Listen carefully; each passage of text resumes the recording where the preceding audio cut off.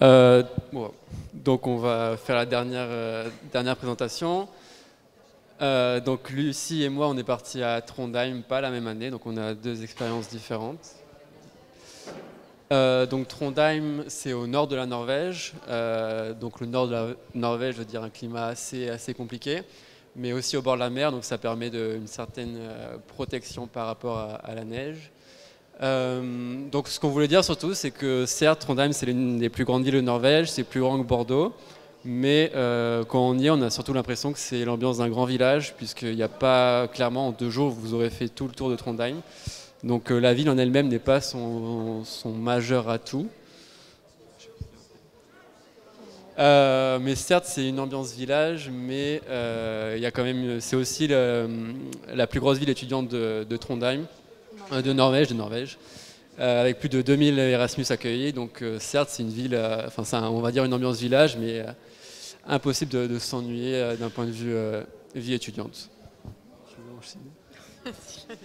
Donc comme on disait, peut-être l'élément le plus important, c'est le climat qui est assez rude, et c'est 2 semestres complètement différents. Donc c'est pour ça qu'on est aussi qu'on défend aussi le fait que l'expérience Trondheim doit se vivre en une année, puisque le premier semestre, donc le jour diminue jusqu'à arriver à 4 heures de soleil par jour en décembre, et on arrive facilement à 1 mètre de neige. Donc les conditions de vie et l'ambiance c'est complètement différent que le second semestre, où là au contraire on a les jours qui rallongent jusqu'à arriver en mai-juin à des journées qui n'ont plus de nuit, il fait jour constamment. Et donc les activités qu'on peut pratiquer, donc là on voit par exemple sur la photo, on dirait pas, mais il est minuit 40.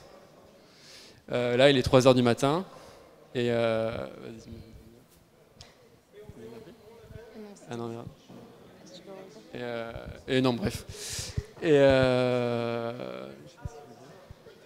voilà, c'est 2 expériences complètement différentes.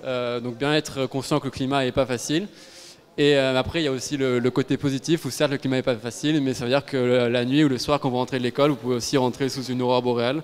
Donc c'est un côté assez stylé pour compenser. Après, quand on part en Norvège, c'est aussi faire beaucoup de sport en extérieur. Donc en hiver, on peut pratiquer le ski en tout genre. Donc sachez qu'on peut par exemple avoir les pistes de ski de fond juste en bas de chez soi, donc ce qui est quand même très atypique et fort sympathique. C'est aussi le ski de rando dès qu'on part un peu plus loin en voiture pour pouvoir profiter de toutes les grandes montagnes qu'il y a dans le pays. C'est aussi les randonnées dès que le temps est un peu plus clément et qu'il y a beaucoup moins de neige. Et finalement, il faut quand même parler de l'université. Donc, la particularité de l'université de Trondheim, c'est qu'elle a un ancien bâtiment qui ressemble beaucoup à Poudlard. Donc, c'est très sympathique d'aller en cours dans ce sort de bâtiment. Et surtout que, on va être dans les clichés, mais c'est vrai, donc la Norvège est un pays avec beaucoup de moyens et avec peu d'habitants. Donc, ils ont pu mettre le paquet dans les locaux. C'est-à-dire que chaque studio d'architecture va avoir sa propre salle, avec chacun son propre bureau, son propre espace. Donc ça permet vraiment de pouvoir s'installer comme on le souhaite. Mais ça va aussi être des grandes pièces avec des ateliers. Donc par exemple, on a eu la chance de profiter de l'atelier bois, où on va avoir énormément de machines pour pouvoir créer plein de choses. Il y a également donc l'atelier bois qui est vraiment peut-être 6 fois plus grand que le nôtre, et en libre accès. En fait, au début de l'année, on a une formation, on peut vraiment s'en servir sans passer par les moniteurs. Et il y a aussi d'autres équipements sympas, comme là, ça s'appelle le Room Lab, où en fait c'est une salle, je sais pas, de 4 ou 5 mètres de haut avec une grille suspendue. Et il y a plusieurs modules, donc des murs, toutes les parois possibles et imaginables, qui sont adaptés pour être accrochés à cette grille.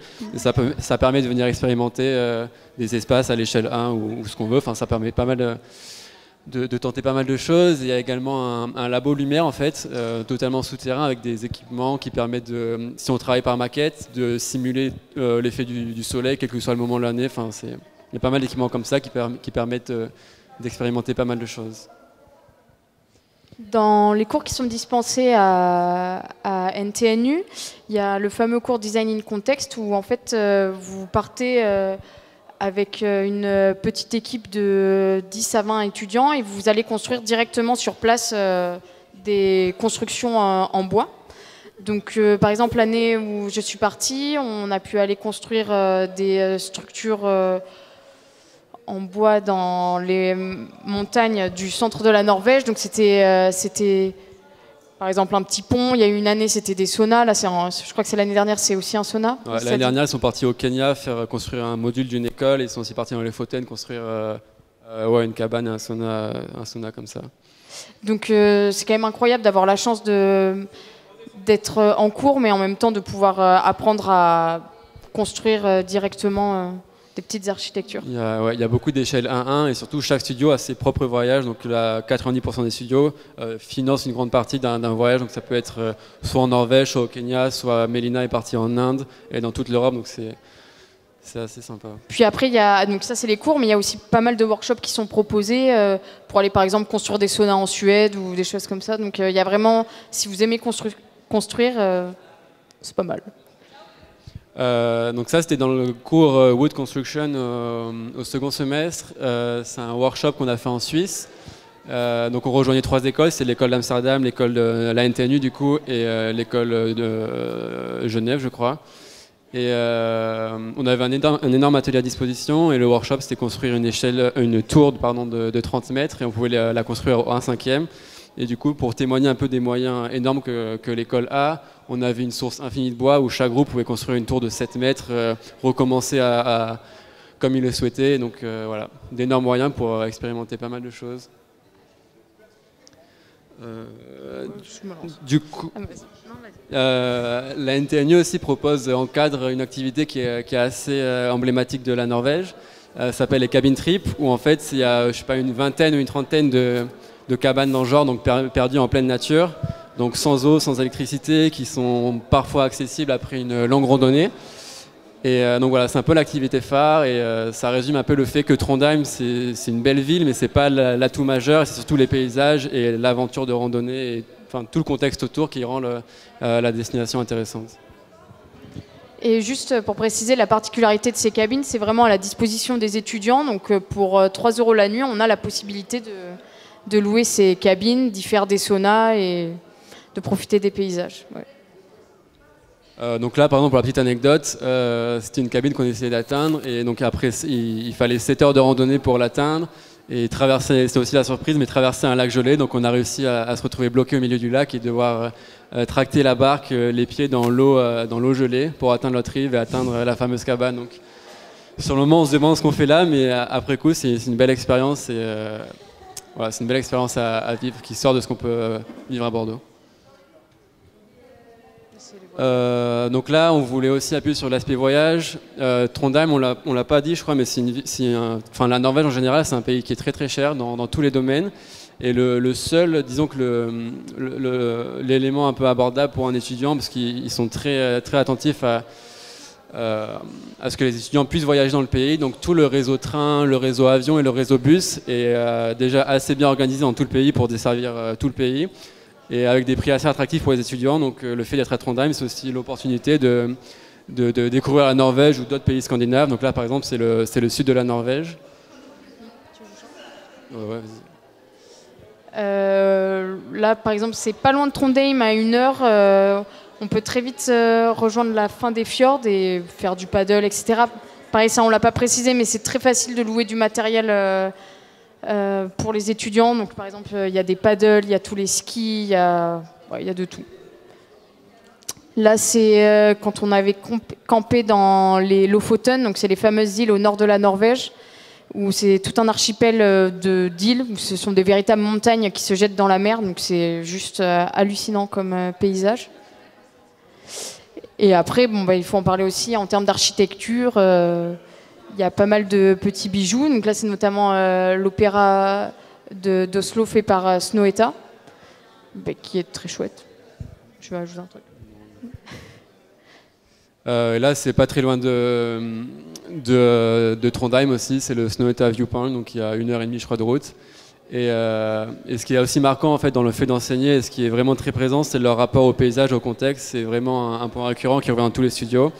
Et donc voilà, vous ferez peut-être votre propre avis, mais l'architecture norvégienne est vraiment proche de son contexte et de l'histoire, et la manière aussi de concevoir dans les projets est beaucoup plus lente, et c'est aussi la spécificité un peu de la NTNU de prendre le temps et de davantage questionner le site, la culture locale. Ça, c'est voilà, une image des Lofoten, donc c'est une image que c'est là où vous pouvez vous retrouver pour un workshop, pour construire un sauna.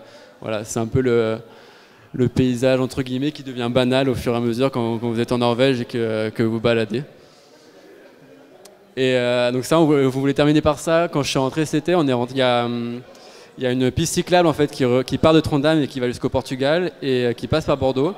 Je suis rentré par cette piste en fait cet été avec des amis que j'ai rencontrés là-bas, et on voulait finir sur ça parce que c'était vraiment une expérience incroyable, et le fait que ça passe par Bordeaux, c'est vraiment une sacrée coïncidence, et ça passe par 7 pays différents, et voilà, c'était une aventure humaine assez incroyable, donc je la conseille à tous ceux qui iraient à Trondheim et qui veulent finir leur Erasmus en beauté. Merci.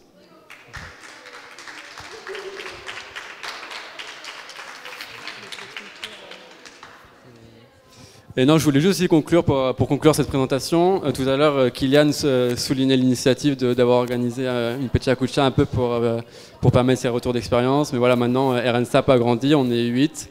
Donc voilà, c'est aussi pour remercier tous ceux qui sont investis dans cette semaine. Et voilà, on va pouvoir faire beaucoup plus de choses maintenant qu'on est plus nombreux. Et remercier aussi Marie-Elisabeth Dubertomieux de son aide pour organiser l'événement.